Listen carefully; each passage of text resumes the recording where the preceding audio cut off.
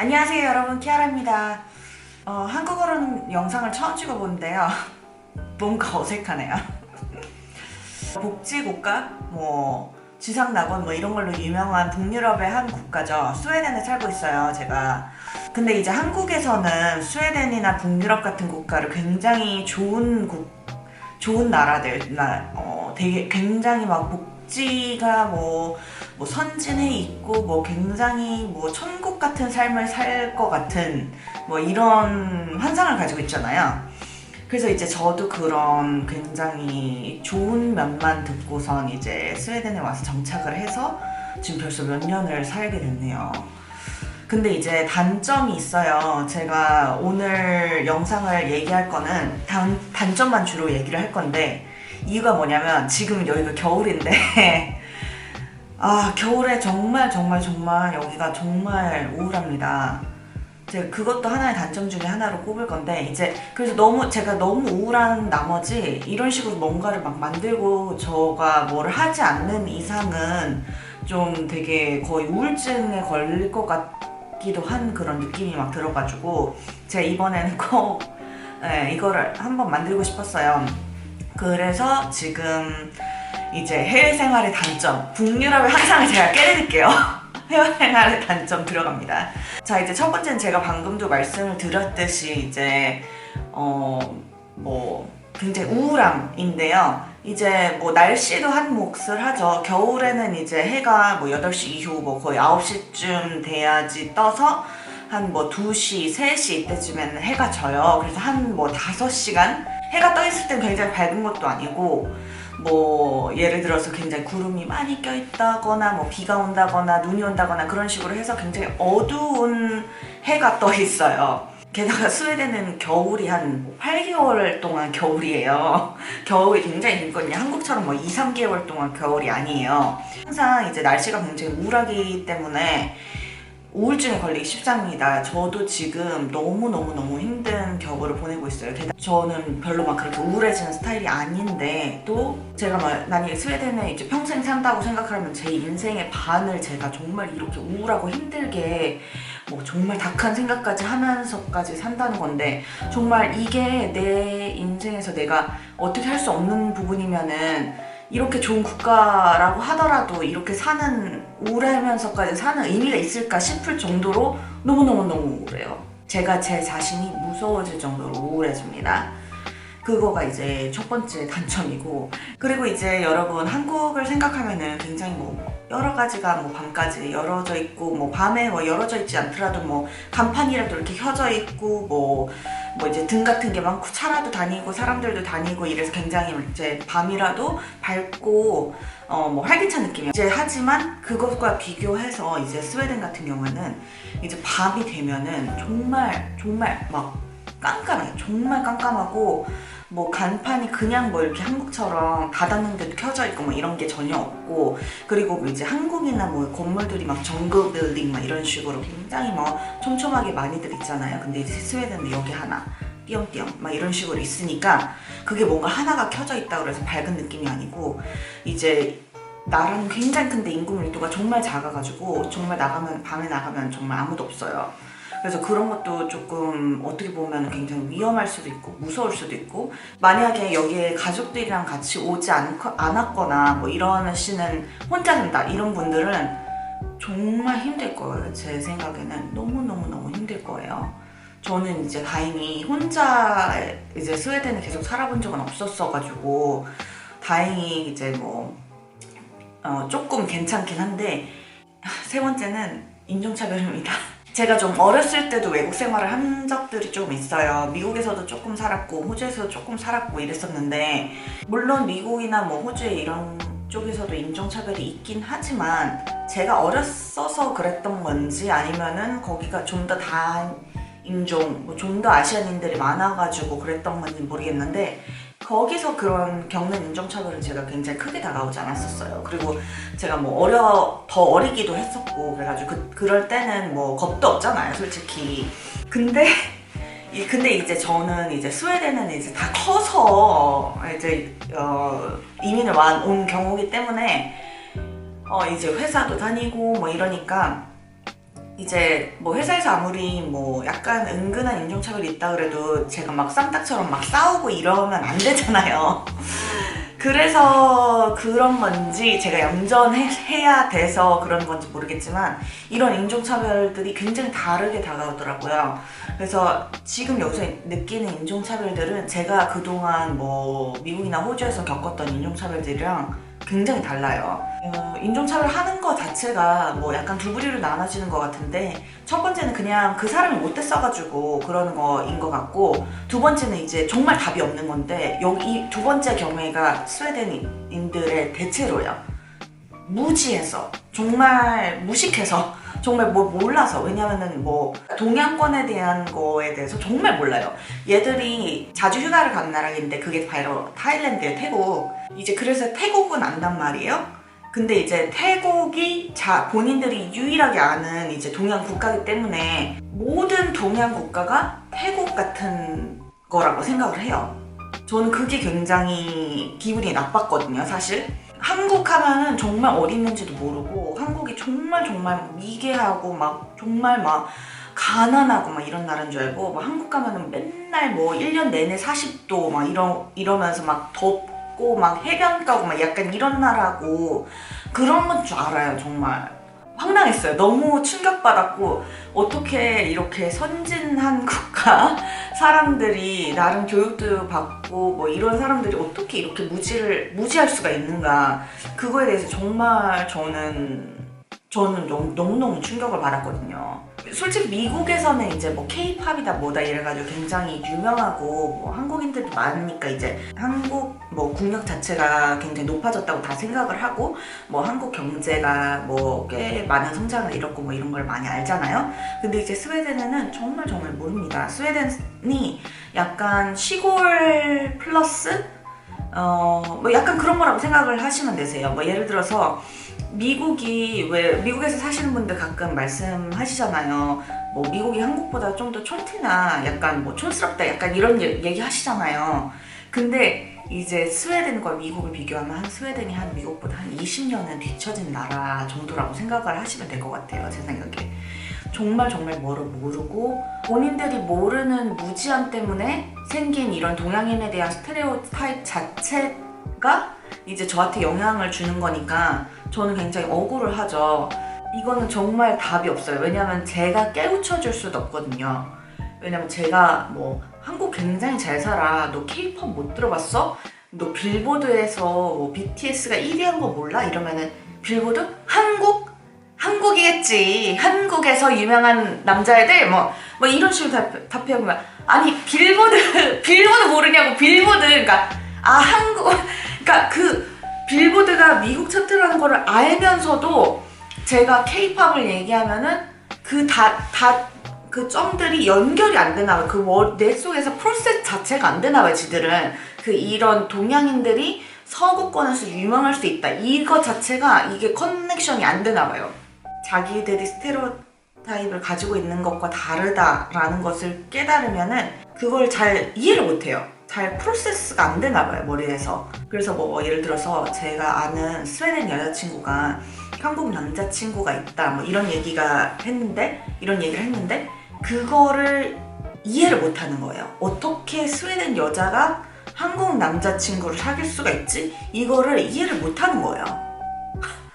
너무 황당하지 않나요? 그래서 굉장히 간접적으로 그 여자애가 정말 스웨덴 여자애가 아닌 한국인인데 스웨덴 시민권을 딴 사람이겠거니 라는 그 생각을 하고 그 전제를 하고 그 답변을 저한테 끌어내기 위해서 이렇게 돌려 물어봐요. 아 그래? 그러면은 그 스웨덴 여자애는 스웨덴에서 몇 년이나 살았어?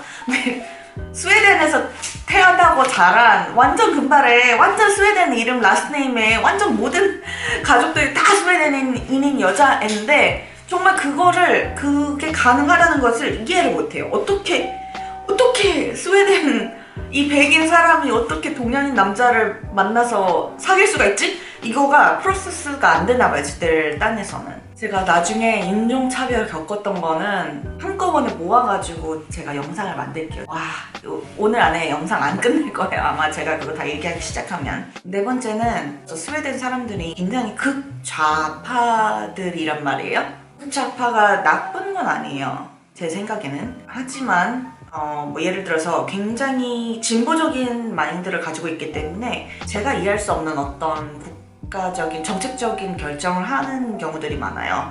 뭐 예를 들어서 말머라는 여기 어떤 도시가 있는데, 저는 이거 정말 얘기 듣고 스웨덴인한테 얘기를 듣고 저는 이거 정말 그 페이크 뉴스, 가짜 뉴스인 줄 알았어요.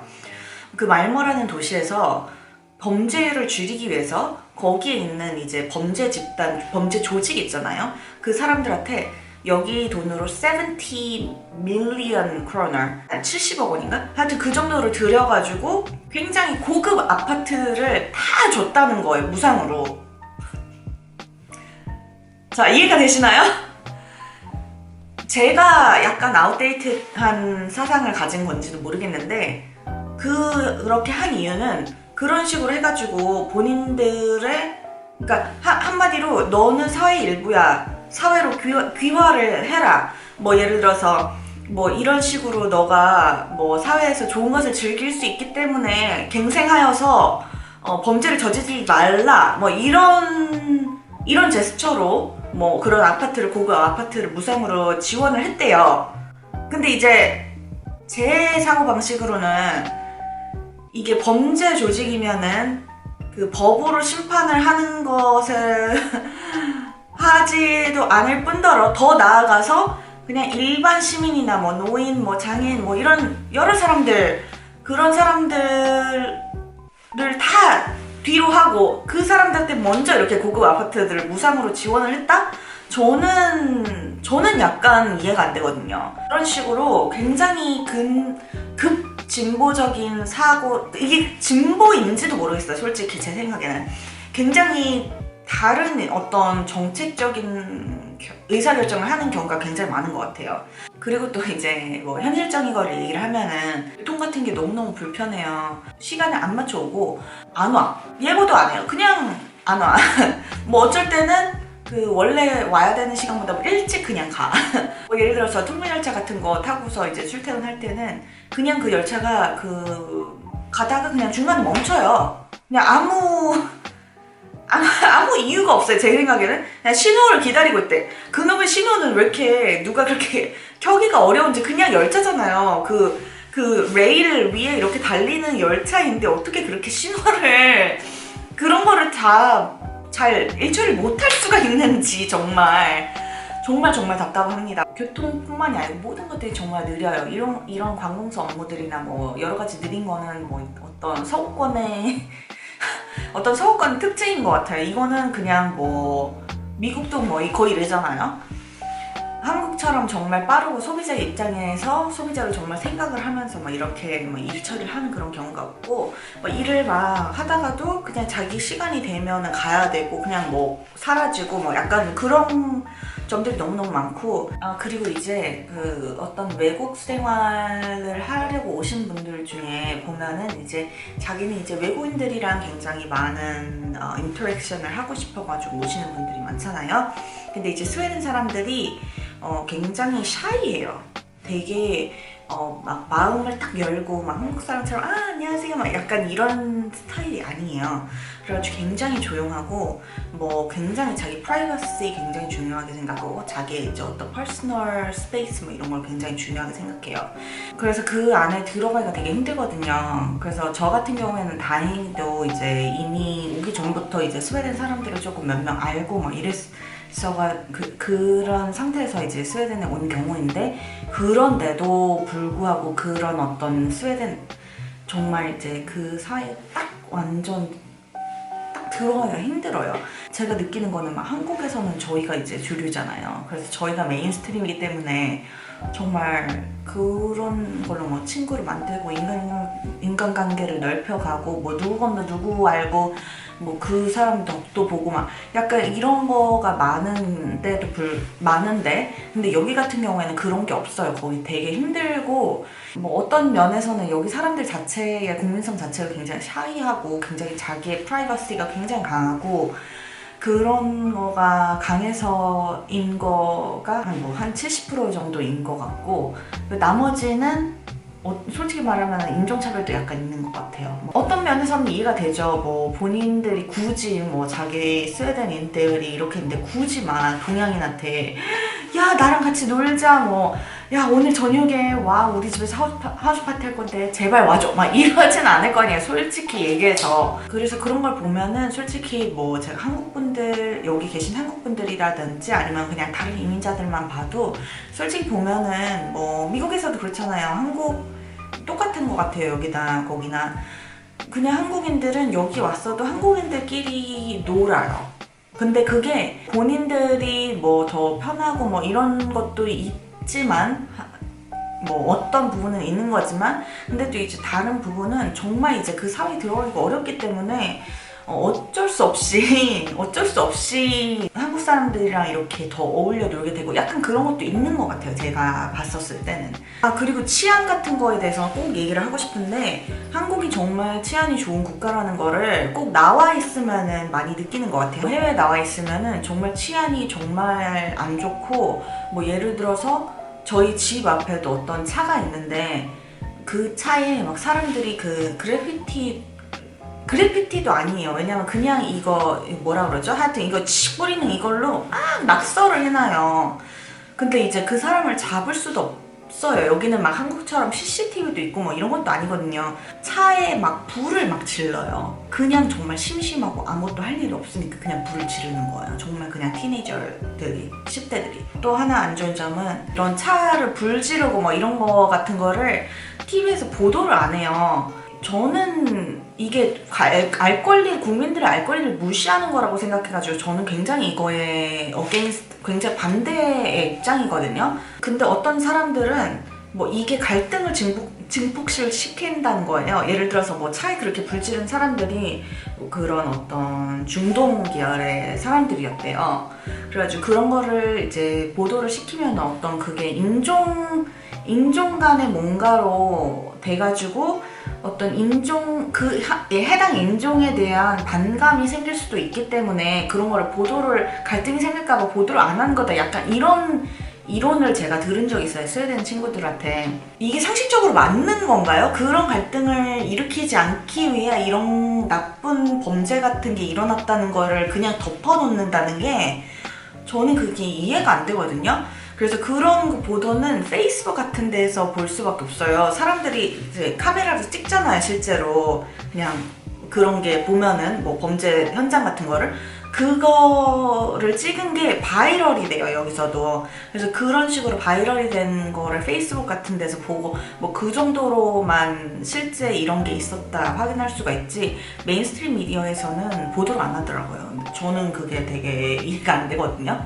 2년 전이었나? 여기서 그 테러가 한 번 있었어요. 어떤 트럭을 올렌스라는 그 백화점 건물에 받아가지고 몇 명이 죽었나? 하여튼 사상자가 생겼나 뭐 이랬던 굉장히 큰 테러가 있었던 적이 있거든요. 그것도 뭐 제대로 보도를 안 했어요. 누가 했는지 뭐 예를 들어서 한국에서는 뭐 강남역 살인사건 이러면은 누구였는지 뭐 그 사람의 뭐 전체 인적사항은 안 나오더라도 뭐 나이 그룹 뭐 남성이었는지 여성이었는지 뭐 이유는 왜 그랬는지 뭐 이런 게 보도를 하잖아요. 근데 여기서 같은 경우에는 그런 거를 보도를 안 해요.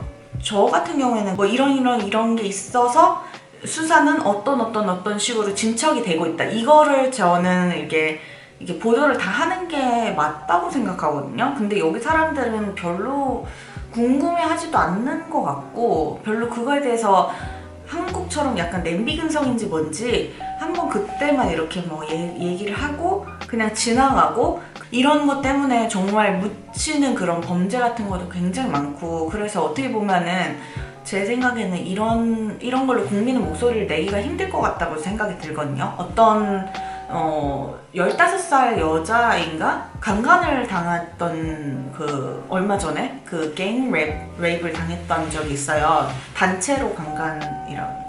그것도 보도가 안 됐고, 그래서 이런 것들이 보도가 안 되기 때문에 카더라 이런 것도 많이 생기는 것 같고, 그래서 오히려 제 생각에는 오히려 더 국민들의 불안감을 더 증폭을 시키는 것 같거든요.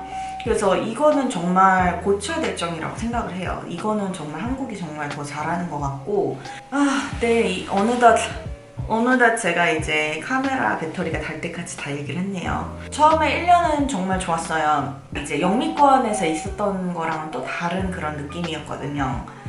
여기는 정말 인권이 정말 중요하고, 사람이 한 명 한 명이 더 중요하고, 어떤 평등과 뭐 평화, 코오디네이션, 뭐 할머니 뭐 이런 것들이 굉장히 좋은 밸류로 치부되는 국가잖아요. 겉에서 보기에는. 그래서 그런 거에 대한 어떤 굉장히 좋은 점만 알고서 왔어요, 사실.